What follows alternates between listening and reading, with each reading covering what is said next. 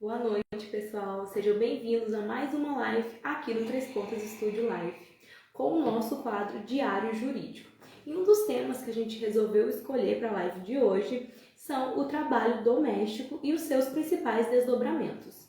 A nossa Lei Complementar 150 de 2015, agora em outubro, faz 10 anos que foi sancionada. Então é muito importante a gente falar sobre os direitos dos nossos trabalhadores domésticos, uma função tão essencial para a nossa população, para a sociedade brasileira. E, infelizmente, a maioria sofre de desinformação e muitas vezes irregularidades nos contratos de trabalho referentes aos trabalhadores domésticos. A lei ela representou um marco muito grande para os nossos trabalhadores no Brasil, que é regulamentado pelos aspectos essenciais para garantir uma formalização e uma proteção dos direitos dos trabalhadores domésticos.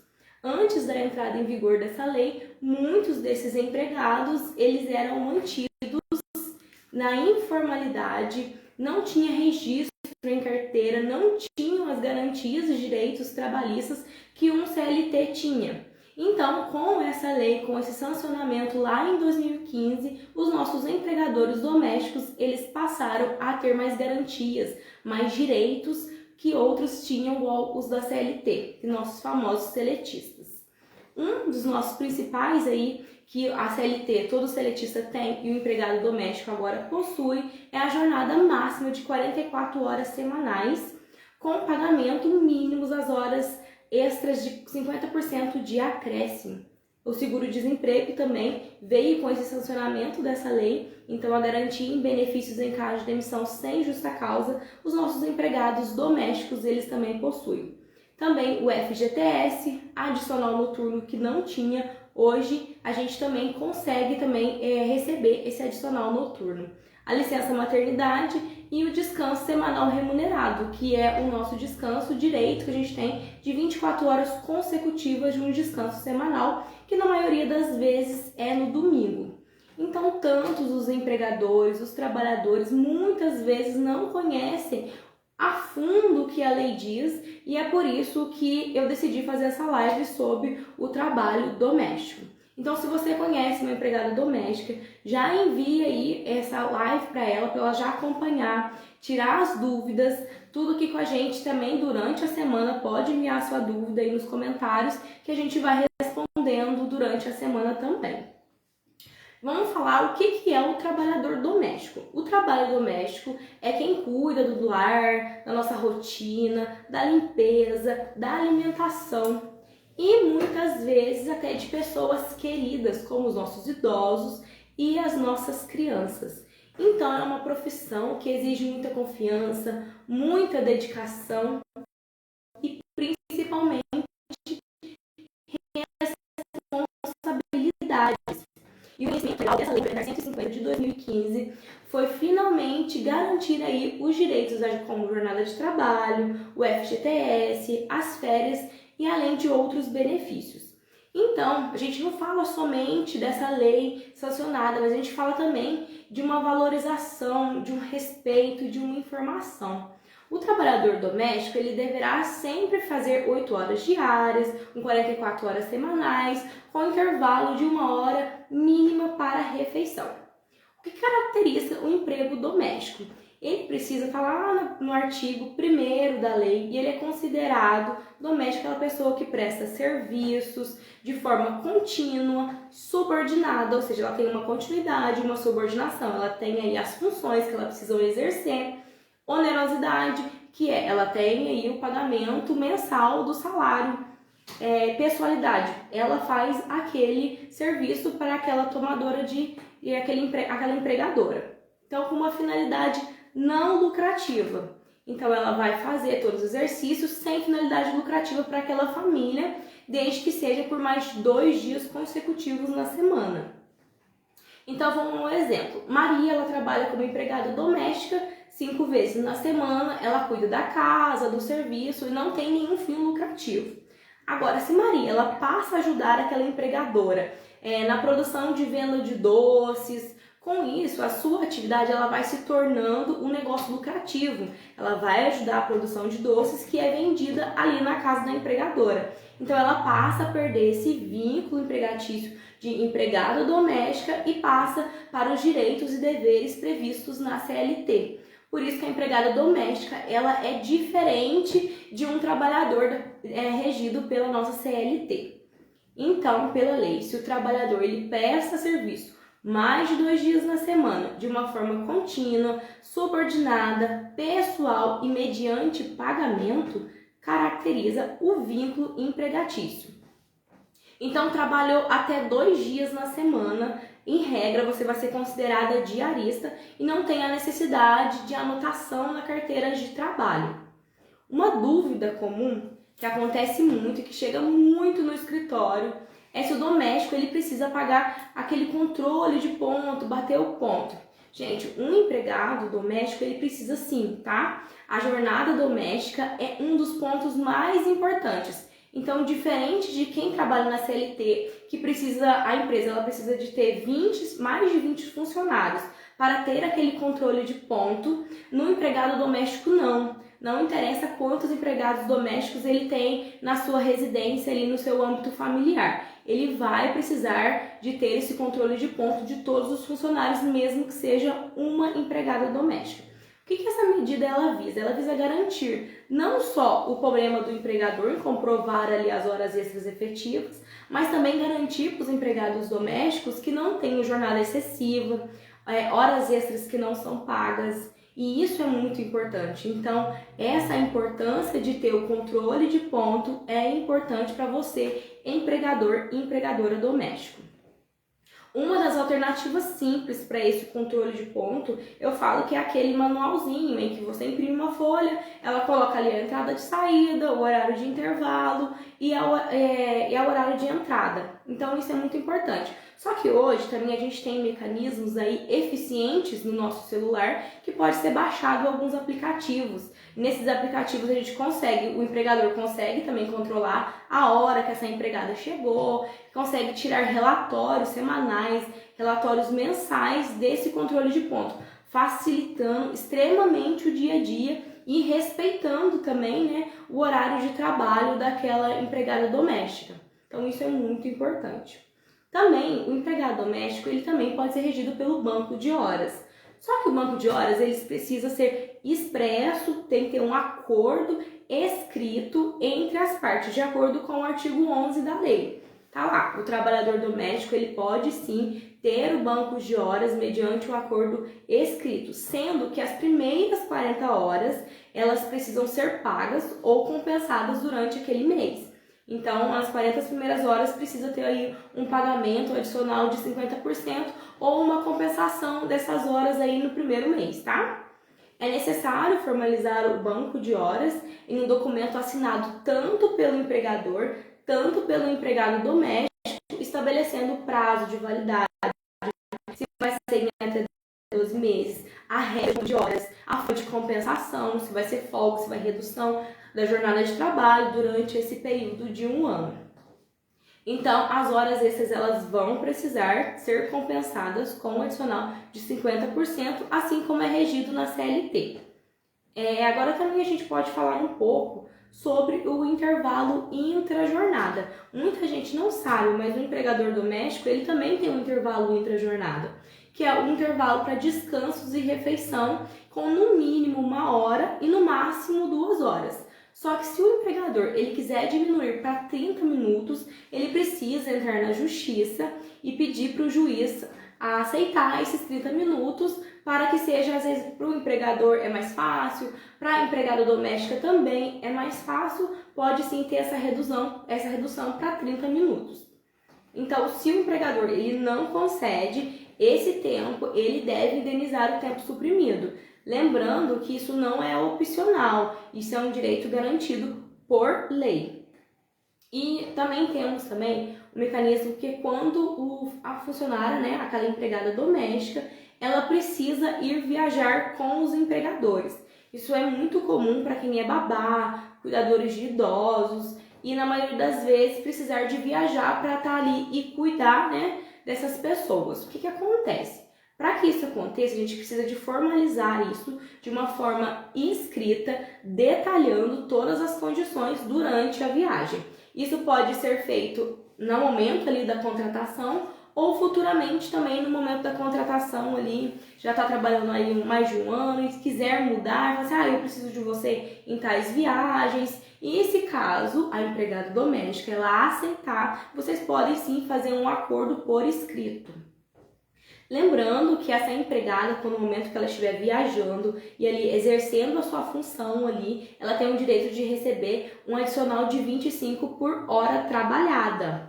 Então, é diferente das 50 horas, né, de 50% da hora quando ela está aqui na cidade onde ela exerce a função, mas quando ela está viajando, ela tem sim esse direito de 25%. Então, isso é muito importante. É importante também lembrar que o empregador ele vai custear tudo e todas as despesas durante a viagem, como a hospedagem, a alimentação, incluindo também as passagens para chegar no devido local onde vai ser feita a viagem. E também é muito importante, que às vezes muitas empregadas domésticas não sabem, é que se caso você tiver a folga ali durante a viagem, o empregado, ele também, no momento que ele for ter a folga, eu vou sair, eu tô de folga aqui, a gente tá viajando, mas eu vou sair, essa responsabilidade dos gastos excedentes neste momento é do empregado doméstico. Aí o empregador ele não tem a obrigação de pagar aí pelo seu passeio durante essas folgas. A lei ela determina que durante essa viagem deve ser pago um adicional de 25%. A gente não pode esquecer isso e na maioria das vezes isso não é pago. Já vi isso muito acontecer e infelizmente muita gente não sabe e essa desinformação deixa você aí sem o seu direito, né, garantido. Então, os estabelecimentos fora do horário devem ter consciência de que deverá arcar com tudo pessoalmente, se caso essa trabalhadora, essa empregada doméstica, ela sair no momento ali da folga durante a viagem, ela tem que custear tudo que precisa ali. Eu vou sair, vou do barzinho durante esse momento, é você que tem que arcar com essa despesa. Agora, se o trabalhador durante essa viagem, ele estiver ali descansando, é momento de folga, será que existe uma remuneração extra? Não. Se durante a viagem você estiver ali descansando, não vai haver remuneração nenhuma. E atenção, aquele empregado que fica sobre aviso, ou seja, eles vão sair, você está no seu momentinho ali de folga, eles falam assim, se for de babá, se caso a criança chorar, você vai lá ver. Então você vai estar de sobreaviso. Então você tem que sim ter uma remuneração também dessas horas de trabalho. E a empregada doméstica, será que ela pode recusar fazer essas viagens? Sim, gente, a empregada doméstica ela pode sim recusar, desde que isso não gere e não esteja previsto no contrato de trabalho, ela pode sim falar, não quero viajar, a gente não combinou isso, e isso não pode sofrer nenhum tipo de dispensa, nenhum tipo de ação lá dentro do familiar neste momento que ela está prestando o serviço para aquela família, tá? E isso vai evitar grandes conflitos, vai garantir uma segurança jurídica, tanto para as duas partes. Inclusive, o artigo 11 ele vai ser muito claro que qualquer acordo sobre jornada, sobre horas extras, sobre viagens, ele precisa dar anuências das partes, ou seja, tem que estar um acordo por escrito, autorizando, as duas partes autorizando esses tipos de viagem, esses tipos de jornada. Isso é muito importante. Agora, uma questão delicada é sobre a carteira de trabalho ela ser assinada ou não.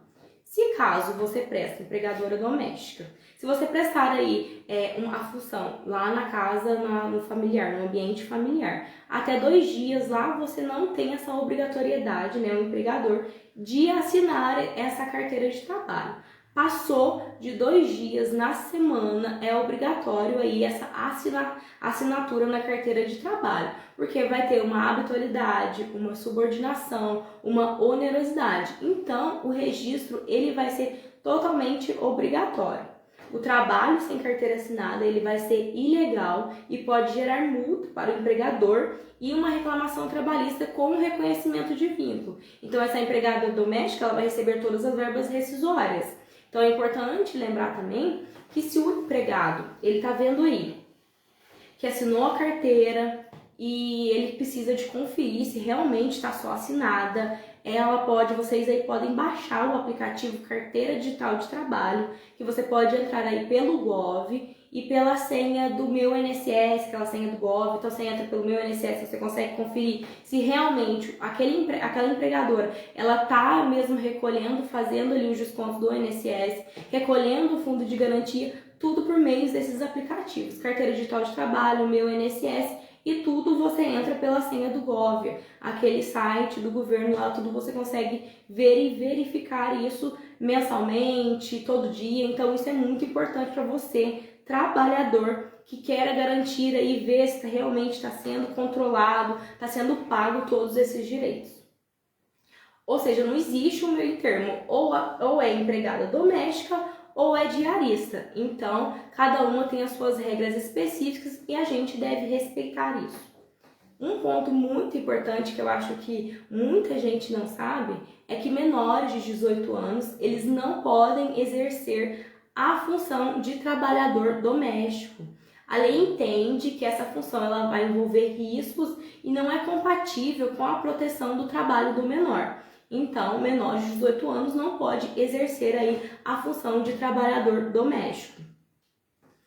E a empresa, né, a empregadora, ela pode exigir aí os antecedentes criminais para contratar essa empregada doméstica?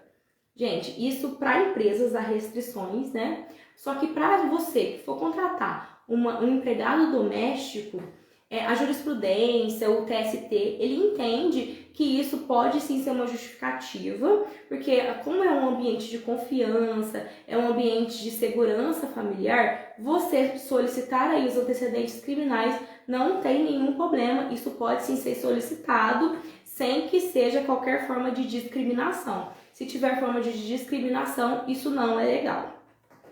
É importante também, que eu acho que isso é bom a gente visar, que tem alguns estados do Brasil em que existe pisos salariais diferentes para os empregados domésticos. Aqui em Minas Gerais é 1.518, que é de acordo com o salário mínimo vigente. Mas alguns estados como São Paulo, Rio Grande do Sul, no Paraná, existe um piso salarial diferente para as empregadas domésticas. Então é bom a gente também verificar esses tipos de pisos salariais em diferentes estados. Também é importante, né, esse piso salarial, eu acho que é uma forma muito boa de valorizar essa profissão tão importante que é a empregada doméstica no nosso ambiente familiar. Uma dúvida também muito comum, que eu acho que muitos empregados domésticos e também muitos empregadores têm dúvidas, é o uso das câmeras nas residências, se é permitido ou não. É permitido desde que essas câmeras elas sejam em áreas comuns ali da residência, como cozinha, quintal, sala, só para fins de segurança, mas nunca em áreas íntimas, como os quartos, os banheiros, e é fundamental que a empregada ela seja informada da presença dessas câmeras e não pode ter como objetivo ali de violar a privacidade daquela empregada doméstica. O ideal é não instalar essas câmeras em locais que violem privacidade delas, e é altamente recomendado que a empregada ela seja avisada sobre essas instalações dessas câmeras.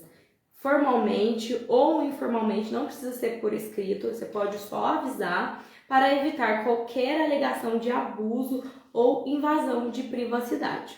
O que é proibido? Instalar essas câmeras, né, em locais íntimos, como os banheiros, o quarto de uso exclusivo da empregada. Tem muitas empregadas que dormem no local de trabalho, então se você instala uma câmera lá, isso é proibido. Em vestiários também são proibidos, porque isso vai violar o direito à intimidade, à privacidade, e monitorar também conversas privadas dessa empregada doméstica. Então, a gravação de áudio ela é proibida se for para monitorar as conversas pessoais dessa empregada doméstica, considerando aí um abuso. O papel do empregador no cumprimento dessas obrigações legais é para controlar a jornada de trabalho. O empregado doméstico, ele tem a responsabilidade de cumprir aí com todas as obrigações legais trabalhistas lá da Lei Complementar 150. E isso inclui o pagamento em dias do salário, que é feito até o 5º dia útil de cada mês, contando o sábado, a concessão das férias, o recolhimento do FGTS, que é o Fundo de Garantia de Tempo de Serviço, e a regularização dos depósitos referentes ao INSS. Ao formalizar a relação de trabalho e adotar boas práticas na gestão de seus empregados domésticos, o empregador ele vai só evitar problemas jurídicos, mas também vai promover um ambiente de trabalho mais saudável, mais produtivo. A valorização dos nossos empregados domésticos é o cumprimento de leis trabalhistas fundamentais que garante uma relação de trabalho equilibrada e respeitosa. O trabalho doméstico, ele é um trabalho digno, ele é um trabalho essencial e merece ser respeitado. A informação é a sua principal ferramenta, onde você evita conflitos e garante direitos. Então, se você conhece casos assim de empregada doméstica que não está tendo seus direitos respeitados, procure orientação jurídica, isso é muito importante. Se você perdeu algum momento dessa live, lembrando que depois ela vai estar no YouTube. Eu agradeço. Se tiver alguma dúvida, vocês podem mandar aí que eu vou responder.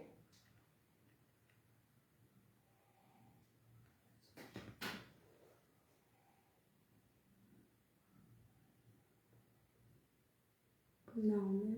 Se alguém tiver alguma dúvida, pode mandar aí pra gente nos comentários, tá? Durante a semana, se você também quiser responder, você não conseguiu ver a live agora, né, ao vivo, você também pode mandar que eu estarei respondendo durante a semana também, tá? Eu acho que não tem, então até semana que vem, às 20 horas, aqui no Três Pontas Estúdio Live.